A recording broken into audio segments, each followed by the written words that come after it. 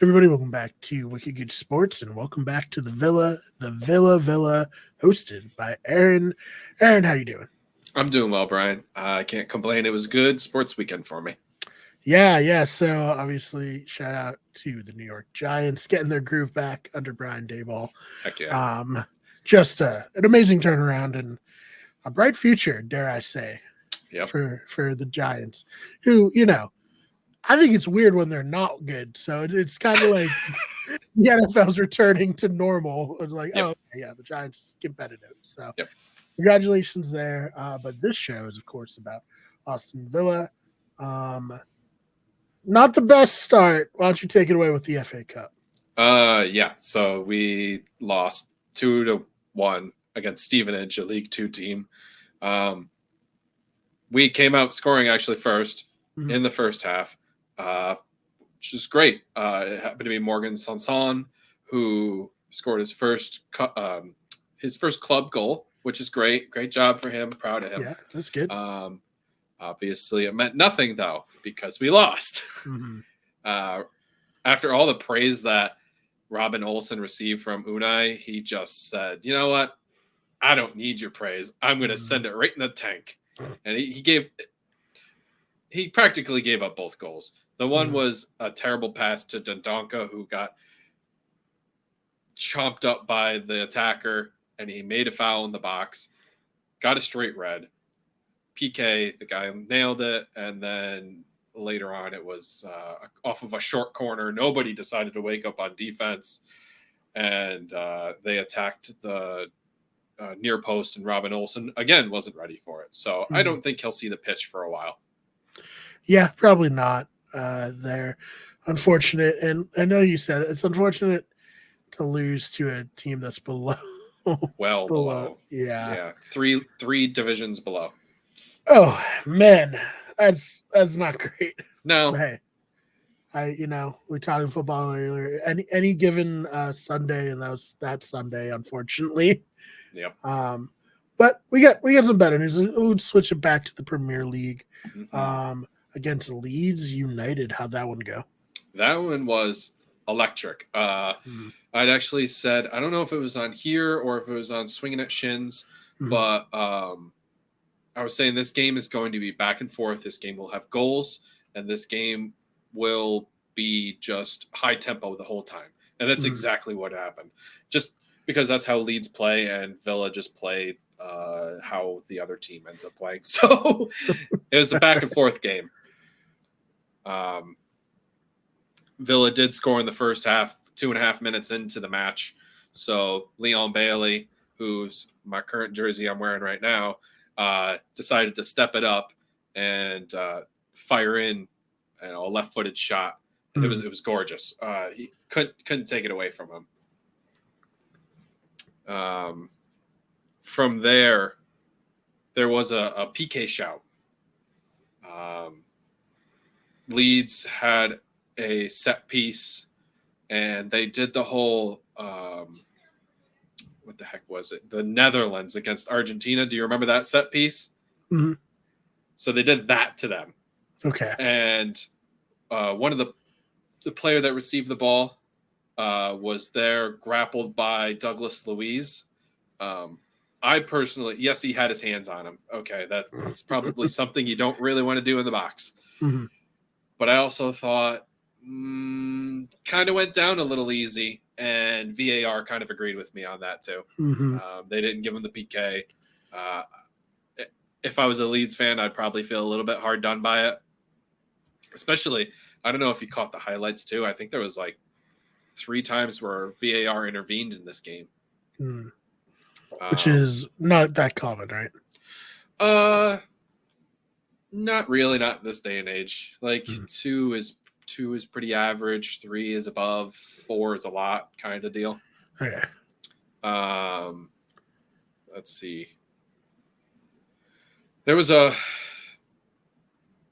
second goal that we picked up in the second half, which was a very nice goal. It was off of a strike from Leon Bailey. He didn't get the goal. Buendia he picked it up, cleaned it up, and took a header. Nice header. VAR also intervened for that one to see if he was offsides. Very close. Wasn't, thankfully. But this game, as good as the scoreline was, we came away with 3 points, which I'm always happy about. It wasn't all sunshine and rainbows in this game either. There was a few times where I thought Villa players were stuck on the ball too long. They just were pressed and then got attacked and turned it over. One in particular was Tyrone Mings. He felt like the half-yard line. And it almost turned into a quick counter goal, but somebody had recovered quick enough to block shot. There was another where Douglas Luiz had accidentally tripped. It looked like there was a sniper out into the stadium or something. Right. He just felt that he just got his toe stuck into the turf, and that almost ended up a goal. But there were a few times also in set pieces where we were kind of like we just switched off, we napped, and that almost got us in trouble there too. So as good as this game was to pick up 3 points, there's still more improvement that this team needs to pick up. I think it's more of a mental thing at this point. Right. I think all the pieces are there, and Unai is presenting what he needs from the players, and they're picking that up.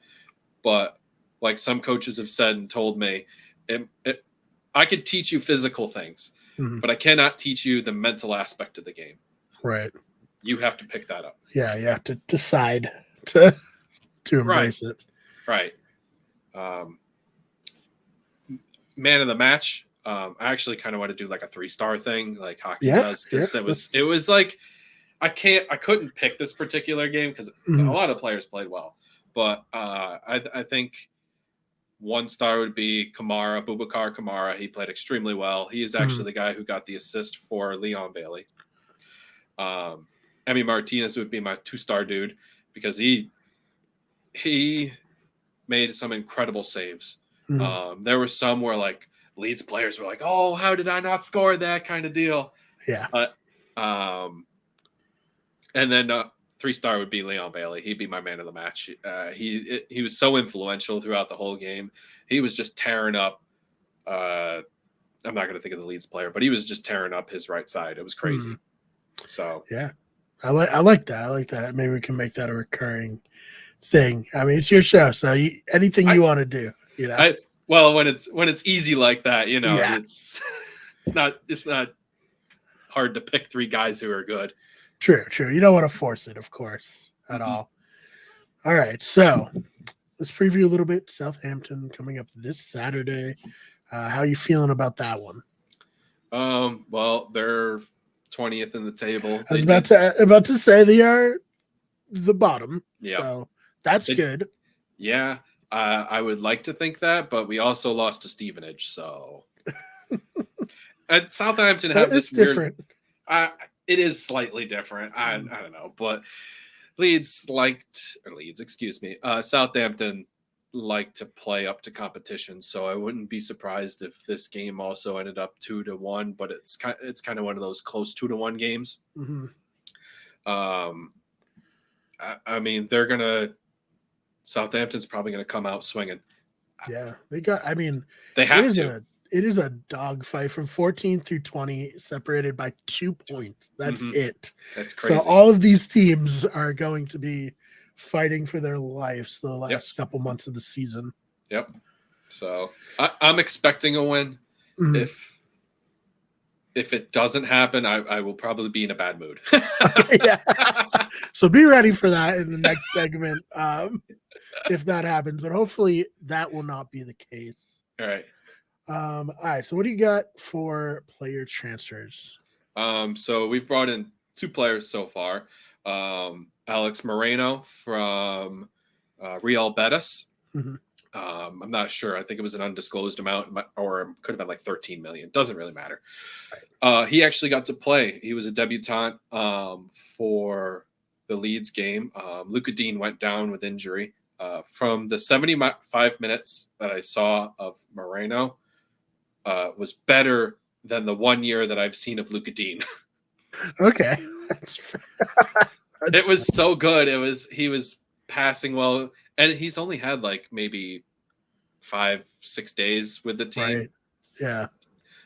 He was passing well. He was getting into advanced positions. He was defending well. I mean, he made a block shot from Rodrigo on one of the. They went direct. Leeds went direct on one of the attacking positions, and Moreno, last man on the line, got it away. So I know he's 29 years old, and that may seem to be, on the wrong side of. That's not all. Come on. But that's not. You're right. That's not always true, because if we look at Casemiro at United, he's definitely changed that team, and he's older than that. Right. But yeah, this guy, I like this guy. He's got a lot of promise, and he's putting shots on goal, and he's making influential passes, and it's perfect. Yeah. We picked up a second guy. This one was exactly what everybody thought. Everybody thought we were going to get this guy, and then it's not true. We actually get a different guy. Okay. We get John Duran. He's an MLS striker. Let's go. Paid something like 15 for him, 18 million plus bonuses. Oh my goodness. He, from the highlights that I've seen, is very big, very strong, fast, and he knows how to make the right passes. And so he seems smart with the ball. Seems like a good scorer, which is what we need. He's only 19 years old. So that's going to be so good for us to build that nice youth platform to hopefully have him for years to come. I've seen comparisons where it was like, he's going to be Haaland. Now let's pump our brakes. Okay. Yeah. He could be Lukaku. Pump our brakes. I'll take Benteke, to be honest, which was a prolific striker for us back in the mid 2010s-ish. So, yeah, I mean, if we can get like a Benteke attacker where he just rips in goals and he's big and he's fast and he's heads, I'll take it. Yeah, no, definitely. All right. Anything else you want to cover before we get on out of here? Swinging at Shins. Yes. Rhett and I have our podcast, video, all that.